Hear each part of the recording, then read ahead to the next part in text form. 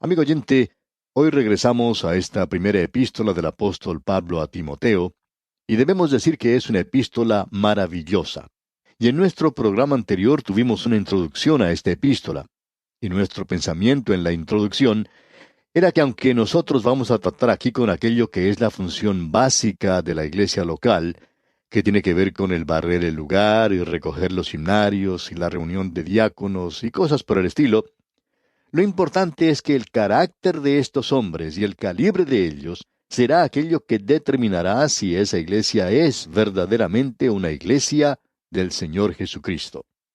Y es importante que veamos esto. Pensando en esto, pues, permítanos dar un breve bosquejo de lo que tenemos en nuestras notas en cuanto a esta epístola.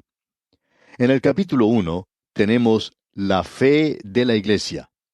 En el capítulo 2 tenemos la oración en público y el lugar de la mujer en las iglesias. Y amigo oyente, eso va a despertar un poco de interés.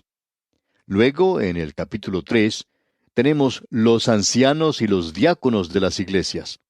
En el capítulo 4 tenemos la apostasía en las iglesias.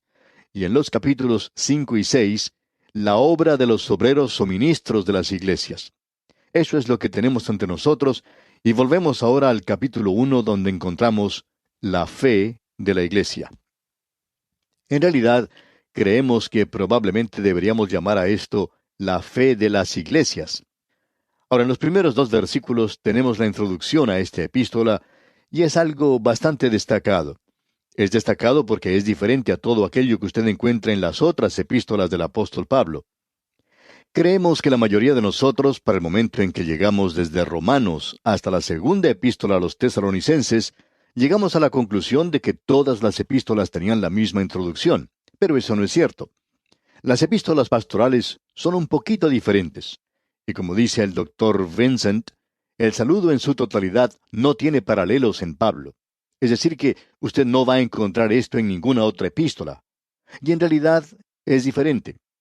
Veamos pues entonces en qué forma esto es diferente. Veamos lo que nos dicen los primeros dos versículos de este capítulo 1 de la primera epístola a Timoteo. Pablo, apóstol de Jesucristo, por mandato de Dios nuestro Salvador, y del Señor Jesucristo nuestra esperanza, a Timoteo, verdadero hijo en la fe, gracia, misericordia y paz de Dios nuestro Padre y de Cristo Jesús nuestro Señor. Estos dos versículos de las Escrituras son en realidad algo muy destacado. Y Pablo aquí nuevamente escribiéndole a Timoteo, reafirma su apostolado. Y alguien nos va a decir, bueno, él por cierto ha hecho eso anteriormente. Y así es. Encontramos, por ejemplo, que en la epístola a los Gálatas, él dice que es un apóstol por la voluntad de Dios. Y esperamos que usted note que esto aquí es un poquito diferente. Aquí se dice que es por mandato de Dios. Entonces, usted pregunta, ¿cuál es la diferencia entre mandato y voluntad de Dios? Bueno, el apóstol Pablo está escribiendo ahora a un joven predicador. Él es su amigo. Y en esta epístola, según creemos, él escribe de una forma mucho más personal, aun cuando lo que dice tiene que ver con la iglesia local. Es muy personal porque está escrita a este joven ministro, a este joven misionero, como lo podríamos llamar, del Señor Jesucristo. En realidad, la voluntad de Dios y el mandamiento de Dios son cosas sinónimas. Y aún así, no son lo mismo. Permítanos explicarlo de la siguiente manera. La voluntad de Dios es un término mucho más amplio que el mandato de Dios. Todos los mandamientos que usted encuentra en la Biblia revelan la voluntad de Dios. Pero no toda la voluntad de Dios se encuentra solo en los mandamientos. Y eso no está limitado a los 10 mandamientos. Esto es algo que alcanza mucho más allá de los 10 mandamientos. Por ejemplo, se nos dice que es la voluntad de Dios que nosotros oremos, como usted bien recuerda. Eso lo vimos en la primera epístola a los tesalonicenses, que nosotros debemos orar sin cesar y que debemos dar gracias en todo, porque esa es la voluntad de Dios en cuanto a nosotros. Así que hay muchas cosas en realidad que son la voluntad de Dios, y la voluntad de Dios se expresa en los mandamientos, pero no creemos que usted tenga toda la voluntad de Dios, aún en la suma total de los mandamientos que tenemos en las Escrituras. Recuerde que una de las razones para esto es que en las Escrituras tenemos lo suficiente para revelarnos que el hombre no es salvo por los mandamientos de Dios. Y queremos reiterar eso y enfatizarlo porque hay tantos hoy que dicen que la ley es esencial para nuestra salvación. Cuando lleguemos a estudiar el versículo 8 de este capítulo 1 de la primera epístola a Timoteo, vamos a ver esto en mucho mayor detalle. Pero no vamos a poder hacer eso hoy, de eso estamos seguros. Ahora, en el versículo 8 leemos, pero sabemos que la ley es buena si uno la usa legítimamente. Bueno, ¿cómo usa usted los mandamientos? Eso es algo bueno. Así es, eso es cierto. Y la ley, nos dice Pablo en su epístola a los Romanos, es santa y el mandamiento es santo y justo y bueno. Pero el mismo hecho de que la ley es buena y es absolutamente buena, y esta demanda completa o absoluta bondad de parte del hombre, en quien no hay nada bueno, porque Pablo dice, yo sé que en mí no mora cosa buena. Y es porque la ley es buena que el pecador no la puede obedecer. Eso es todo en cuanto a esto. Nos revela la voluntad de Dios, y el mandamiento de Dios revela la voluntad de Dios. Así es que, para que el pecador pueda ser salvo, fue necesario encontrar un camino aparte del de la obediencia de la ley perfecta. Y la gloria del Evangelio es que Dios encontró un camino por medio del cual Él pueda ser justo y justificador de aquel que cree en Jesucristo. Y se nos dice que tenemos a través de este hombre, es decir, del Señor Jesucristo, que por medio de él se os anuncia perdón de pecados, y que de todo aquello que por la ley de Moisés no pudisteis ser justificados, en él es justificado todo aquel que cree. ¿Por qué? Porque era un servicio de muerte, era una ministración de muerte. La ley nos condenaba, la ley no fue dada para salvarnos. La ley fue dada para revelarnos que nosotros estamos tratando con un Dios santo y que usted y yo no somos santos. Por tanto, Dios tuvo que encontrar una forma para salvarnos, y esa forma o camino es el camino de la cruz. Y ese camino es el camino del Señor Jesucristo.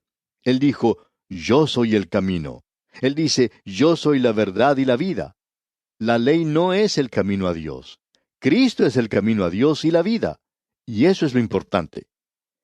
Cuando el apóstol Pablo está diciendo a este joven predicador esto aquí, él no le da esa declaración tan amplia que dio a los Efesios cuando dijo, apóstol de Jesucristo por la voluntad de Dios, lo cual por supuesto era cierto. Pero Pablo está diciendo ahora a Timoteo, Pablo, apóstol de Jesucristo por mandato de Dios. Él me hizo un apóstol, no es solamente porque es la voluntad de Dios hoy que soy un apóstol, sino que hubo una ocasión cuando Él me mandó a ser un apóstol. Creemos que Pablo se mostró un poco reticente en cuanto a llegar a ser apóstol. Estamos seguros que Pablo podía presentar excusas de la misma manera en que lo hizo Moisés. Él podía decir, bueno, Señor, yo no estuve con los otros 11 apóstoles. Ellos estuvieron contigo por 3 años y yo nunca te conocí en los días de la carne. Hoy yo te conozco como el Cristo glorificado. No soy digno de ser un apóstol. Y él dice eso también. Y el Señor Jesucristo dice, yo te mando a ser un apóstol. Y esa es la razón por la cual este hombre podía entrar a una sinagoga y ante una audiencia contradictoria en Atenas y un grupo corrupto de pecadores en Corinto y ponerse de pie ante ellos y declararles el Evangelio. ¿Sabe usted por qué, amigo oyente? Porque él era un soldado cumpliendo órdenes. Él era un apóstol por mandamiento, no simplemente por una comisión, sino por un mandamiento. Nadie puso sus manos sobre él y le hizo un apóstol, sino el Señor Jesucristo mismo, y él fue quien le dio la autoridad. ¿Usted recuerda cuando estudiamos allá el libro de Jeremías, que vimos la misma clase de autoridad? Este hombre Jeremías se está encogiendo todo el tiempo, retirándose todo el tiempo, el hombre con un corazón quebrantado. Y sin embargo, él podía ponerse de pie y presentar ese mensaje tan fuerte de parte de Dios. ¿Por qué? Porque él está bajo órdenes. Él es un soldado cumpliendo órdenes. Y Pablo está dejando esto bien en claro para Timoteo. Y creemos que cualquier hombre que vaya a hablar de Dios hoy necesita hablar con esa autoridad o debería quedarse callado. Cuando un hombre se pone de pie y comienza a decir, yo creo esto, y si usted cree de esta forma, yo espero que quizá usted pueda ser salvo, si usted creyera en cierta manera en Jesucristo. Bueno, cuando alguien comienza a hablar de esa manera, entonces, en realidad, no tiene nada que decir de parte de Dios. Veamos ahora qué clase de apóstol es Pablo en este versículo 1. Leamos otra vez. Pablo, apóstol de Jesucristo, por mandato de Dios, nuestro Salvador, y del Señor Jesucristo, nuestra esperanza. Bueno, ¿es Dios nuestro Salvador? Por cierto que lo es. De tal manera amó Dios al mundo que dio a su Hijo unigénito. Él es el Salvador. Y del Señor Jesucristo nuestra esperanza, dice Pablo. Bueno, Dios proveyó el sacrificio y el Señor Jesucristo es aquel que lo ejecutó. Él fue quien vino a este mundo. Tenemos luego aquí esta declaración un poco extraña. Dice, nuestra esperanza. Eso es algo extraño porque no se usa muchas veces. Y para decir la verdad, usted va a encontrar que se usa solo otra vez, y es en el libro de Colosenses. Y allí Pablo dice, Cristo en vosotros es la esperanza de gloria. El Señor Jesucristo murió para salvarle, amigo oyente. Él vive para mantenerle a usted salvo, y Él va a venir un día y lo llevará a usted para poder consumar esa salvación. Amigo oyente, de cualquier forma en que usted mire a Él, si lo mira de espaldas, Él es nuestra esperanza. Él es nuestra fe cuando miramos hacia atrás. Y cuando miramos a nuestro alrededor, es amor. Cuando miramos hacia adelante, es esperanza, amigo oyente. Y es la esperanza por todo el tiempo, y está anclada en la persona de Jesucristo. Como usted puede apreciar, esta introducción es un poquito diferente. Luego él dice, a Timoteo, verdadero hijo en la fe. Su nombre es Timoteo. El nombre Timoteo es formado por dos palabras que significan aquello que es muy estimado para Dios. Y creemos que es bueno que notemos eso. Este hombre era muy estimado para Dios. Él también era muy estimado para el apóstol Pablo y para la iglesia local en aquel día. ¡Qué cuadro más maravilloso el que tenemos aquí! Ahora permítanos decirle unas palabras en cuanto a Timoteo. Timoteo se nos presentó y dijimos algo en cuanto a él cuando estábamos estudiando allá el libro de los Hechos. También cuando estábamos observando lo que decía, por ejemplo, la epístola a los Efesios y luego la epístola a los Filipenses. Su padre era griego. Podremos ver eso cuando leamos un poco más en esta carta. Su abuela Loida y su madre Eunice eran creyentes antes que él. Él vivió en Listra y ese fue el lugar donde Pablo fue apedreado, y también creemos que fue levantado de entre los muertos, digamos de paso. No estamos seguros, pero esto puede que haya tenido mucho que ver con la conversión del joven Timoteo. Quizá él era como cualquier otro joven, un poco escéptico, pero de seguro que eso lo pudo convencer a él. Y él llegó a ser un seguidor de Pablo después de su conversión. Él era un hombre que tenía muy buena reputación. En el capítulo 16 del libro de los Hechos de los Apóstoles, versículos 2 al 5, leemos, y daban buen testimonio de él los hermanos que estaban en Listra y en Iconio. Hizo Pablo que éste fuese con él, y tomándole le circuncidó por causa de los judíos que había en aquellos lugares, porque todos sabían que su padre era griego. Y al pasar por las ciudades, les entregaban las ordenanzas que habían acordado los apóstoles y los ancianos que estaban en Jerusalén, para que las guardasen. Así que las iglesias eran confirmadas en la fe y aumentaban en número cada día. Y luego, al seguir al apóstol Pablo, él llegó a ser uno en quien Pablo tenía toda su confianza. Pablo había encontrado en las iglesias a muchos que habían probado ser hermanos falsos y quienes le habían engañado. Y Pablo tenía aquellos en quienes él no podía confiar.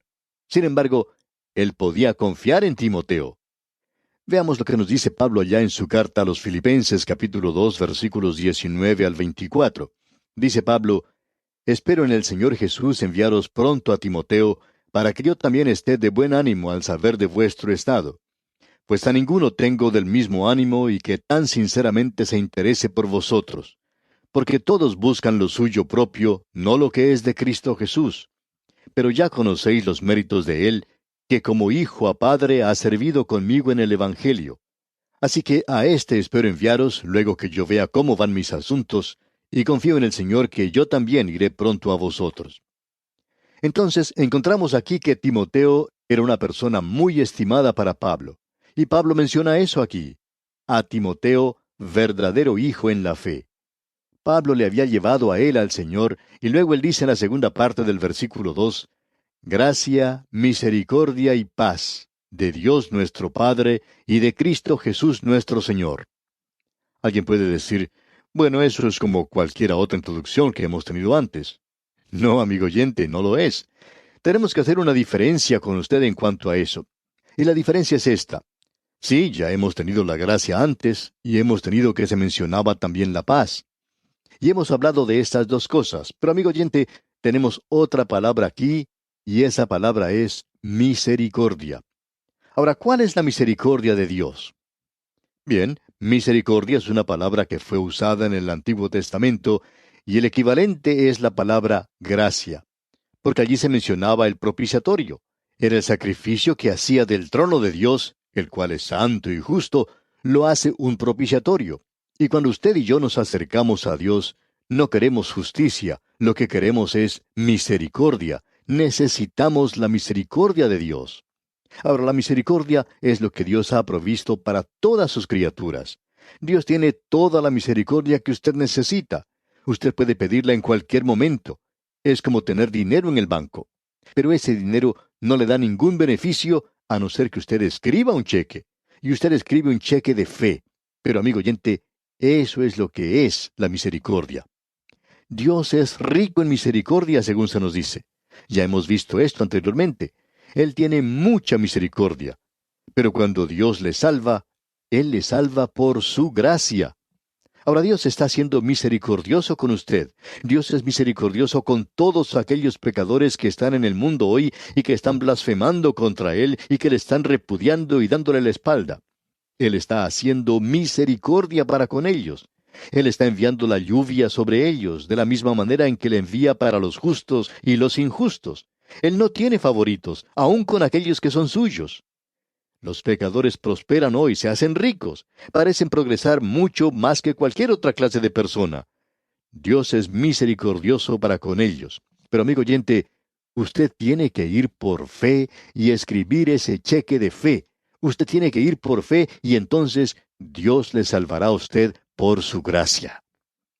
Usted puede apreciar estas tres palabras aquí: amor, misericordia y gracia. Son como una pequeña trinidad, digamos. El amor es aquello que estaba en Dios antes que Él llegara a usar la misericordia o la gracia. Dios era amor. Esa es su naturaleza, su atributo. La misericordia es aquello en Dios que proveyó para la necesidad del hombre pecador. Luego, la gracia es aquello en Él que actúa libremente para salvar, porque todas las demandas de santidad han quedado satisfechas. Así es que Dios, porque es misericordioso, permite que usted se acerque a Él y por su gracia Él le salva. Usted no tiene que traer nada para Él. En realidad usted no le lleva nada porque cualquier cosa que usted pueda llevar es nada más que trapos de inmundicia, como Él mismo lo expresa. Muchas personas nos han criticado por haber hablado en cuanto a aquellos que hacen buenas obras. Amigo oyente, una persona que hace buenas obras es aquel que piensa que no necesita la misericordia de Dios. Esa persona piensa que sus propias buenas obras le salvarán. En cierta ocasión un hombre dijo, ya no necesito que nadie me diga que necesito a Cristo como mi Salvador y que yo necesito la misericordia y la gracia de Dios. Yo no necesito eso. Yo estoy dispuesto a presentarme ante Él tal cual soy. ¿Y sabe lo que hacía este hombre? Él era el presidente de varias organizaciones de beneficencia, de orfelinatos y cosas por el estilo. Él era uno de esos que hacían todas esas cosas buenas, y se iba a presentar ante Dios basado en sus buenas obras. Amigo oyente, esa clase de salvación no le va a hacer ningún bien a usted cuando en realidad la necesite. La salvación que Dios provee para usted le permite a usted hacer el bien, la clase de bien que es aceptable ante Dios. La justicia del hombre es solamente trapos de inmundicia ante sus ojos. Amigo oyente, esta es una maravillosa introducción la que tenemos aquí. Por hoy vamos a detenernos aquí y Dios mediante continuaremos nuestro viaje por esta primera epístola del apóstol Pablo a Timoteo en nuestro próximo programa. Que la misericordia y la gracia del Señor estén siempre presentes en su vida, es nuestra ferviente oración.